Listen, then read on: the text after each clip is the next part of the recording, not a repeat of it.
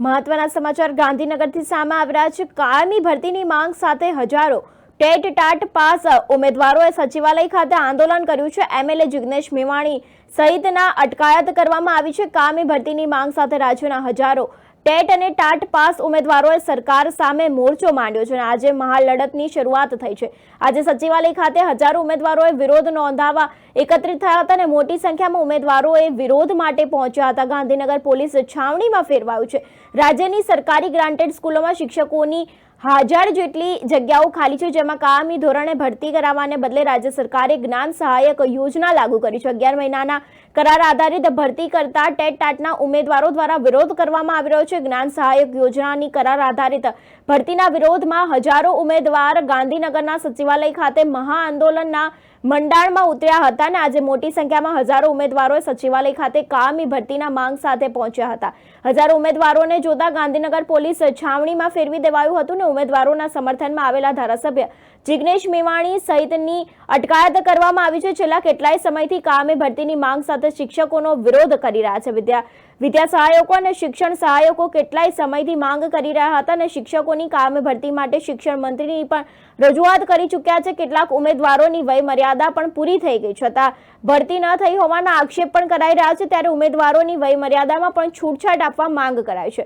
આગામી સમયમાં સરકાર માંગ નહીં સ્વીકારે તો કરાર આધારિત ભરતી રદ કરીને કાયમી ભરતીની જાહેરાત નહીં કરે તો આક્રોશ સાથે રેલી કાઢવાની અને ઉગ્ર લડત આપવાની ચીમકી ઉચ્ચારાઈ છે। ત્યારે રાજ્યની સરકારી ગ્રાન્ટેડ પ્રાથમિક સ્કૂલોમાંથી માંડી માધ્યમિક ઉચ્ચતર માધ્યમિક સ્કૂલોમાં સરકારે જ્ઞાન સહાયકોની યોજના અમલમાં મૂકી છે। કાયમી શિક્ષક બનાવવા માટે ઉમેદવારોને ટેટ ટાટ પરીક્ષા પાસ કર્યા બાદ પણ માત્ર 11 મહિના માટે જ કરાર આધારિત નોકરી મેળવવાની હોવાથી ગત વર્ષે ભરતીમાં પ્રાથમિકમાં હજારો ઉમેદવારોની નિમણૂક બાદ હાજર થયા ન હતા। પરિણામે શિક્ષકોની જગ્યા મોટી સંખ્યામાં ખાલી પડી છે। આ વર્ષે પણ સરકારી કરાર આધારિત જ્ઞાન સહાયકોની ભરતી કરાવવા જઈ રહી છે અને તે માટેની પ્રક્રિયા પણ શરૂ કરી દેવાય છે। ત્યારે ટેટ ટાટ પાસ ઉમેદવારોમાં ભારે રોષ જોવા મળ્યો છે। મળતી માહિતી મુજબ રાજ્યની સરકારી ગ્રાન્ટેડ સ્કૂલોમાં શિક્ષકોની 1000 જેટલી જગ્યાઓ ખાલી પડી છે, જેમાં કાયમી ધોરણે ભરતી કરવાને બદલે રાજ્ય સરકારે જ્ઞાન સહાયક યોજના લાગુ કરી છે અને 11 મહિનાના કરાર આધારિત ભરતી કરાતા ટેટ ટાટ ઉમેદવારો દ્વારા વિરોધ કરવામાં આવી રહ્યો છે।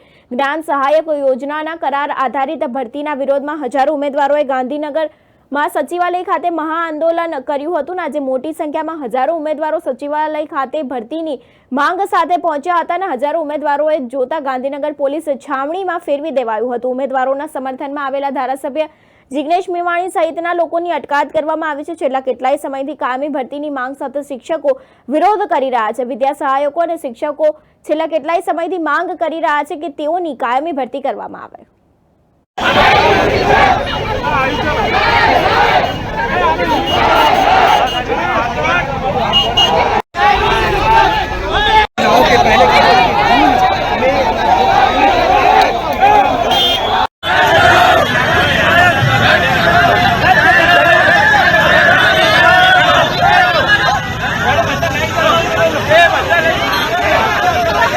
Traffic jam